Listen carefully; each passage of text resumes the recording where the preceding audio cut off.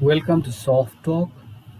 Today, let's talk about the Lion Palace's federal challenges.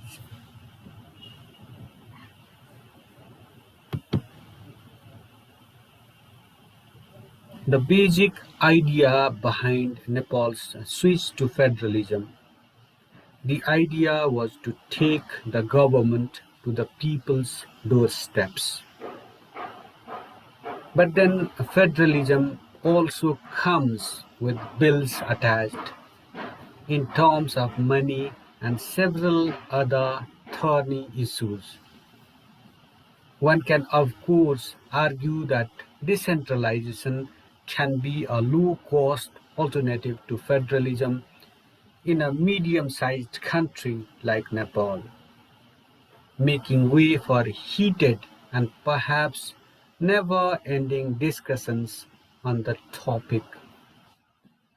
But the country is unlikely to take a back gear and hurtle toward decentralization, at least not in the immediate future. So, making federalism work will be the foremost challenge for our present day ruling elites. Remember, Nepal had this tryst with this unitary system of governance. It tried decentralization also, but decentralization remained on paper as the political leadership had all the powers of the state in its firm grip. That's why decentralization failed, and that ultimately made way for federalism in a country where the center always remains shaky, as if some earthquake or the other were hitting it constantly. We are talking about Nepal's tryst with decentralization, and then it's tryst with federalism. The picture on the background is of Simhadarbar, the federal government secretariat. It's taken from Wikipedia. Once again, the Lion Palace. Simhadarbar translates into Lion Palace. So it's again at the center of attention. It's at the very core of this conflict between the center and subordinate governments.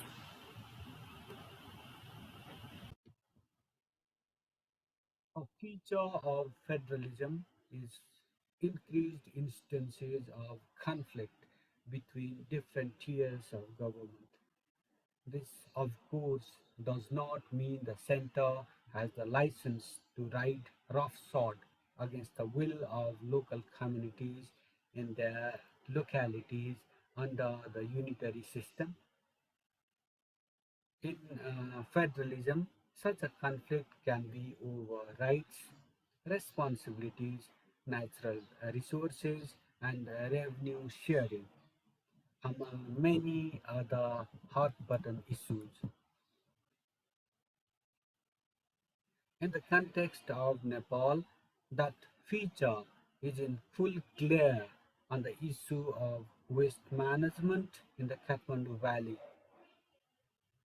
with the Kathmandu metropolitan city refusing to collect waste from nerve centers of the federal government for a few days after Singhadarbar's reported indifference toward its concerns.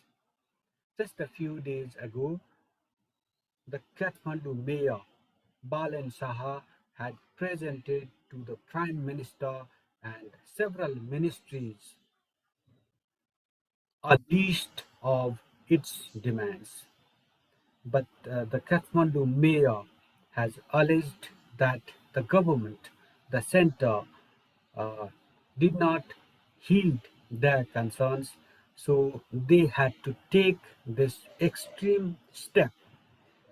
Amid all this, the Supreme Court of Nepal has directed the Kathmandu metropolitan city to collect waste from the nerve centers and dispose them.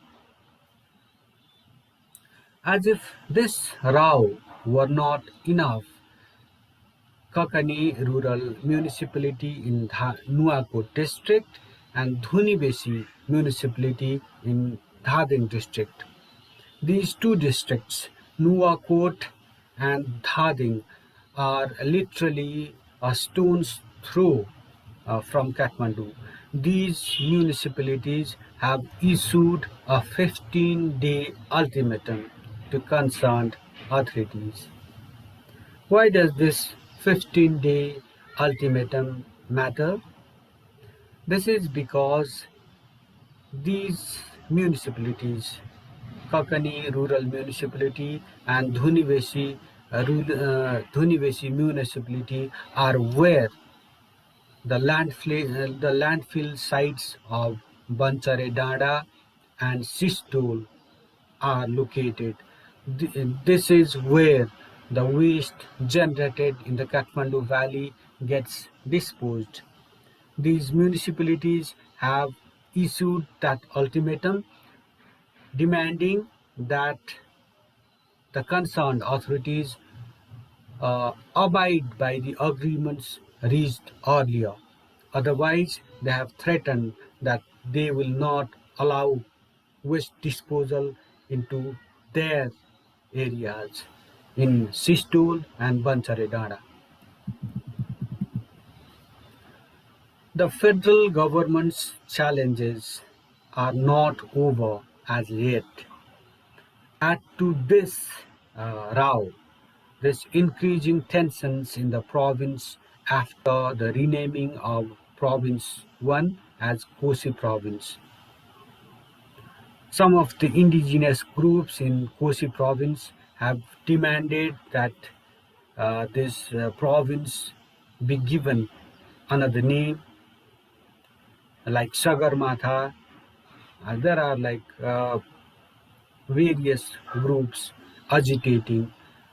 Uh, they are giving an impression that the center is imposing its name, imposing its preferred name over their province.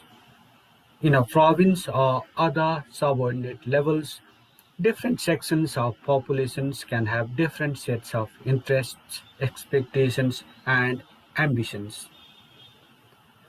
All these expectations, interests, and ambitions, they just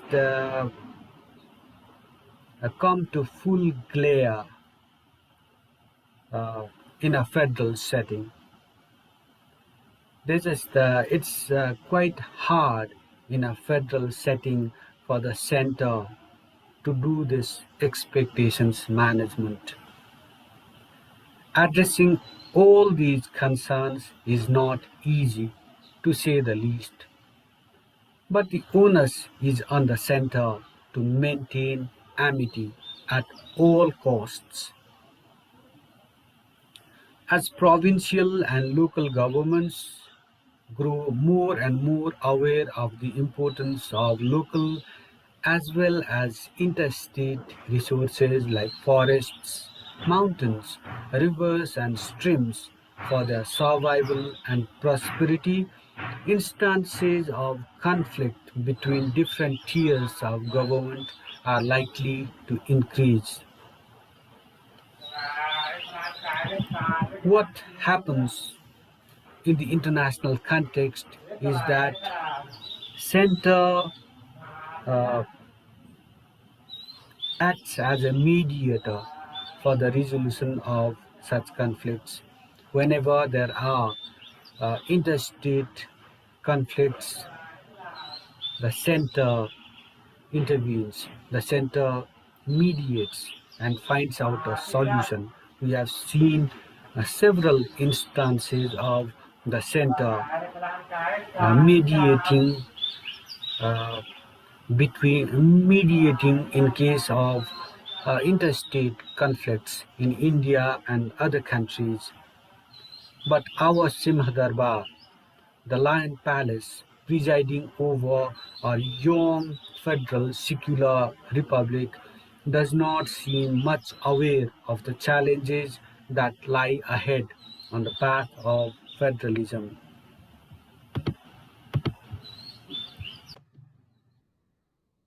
Anyway, the Simhadarbar, our Lion Palace, our center of government, the nerve center, the ultimate nerve center of the country, seems to be in deep slumber, what with these woods providing a good setting for taking a siesta or something like that. It seems to be in slumber almost all the time. Otherwise, whenever it's awake, its centers, its focus seems to be on retaining power at the expense of the interests of the people and the country.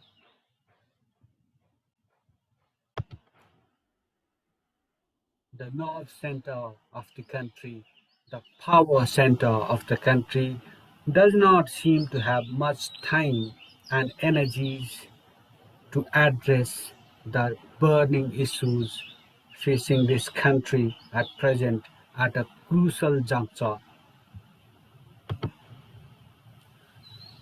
Nonetheless, the Lion Palace should realize that the party time is long over.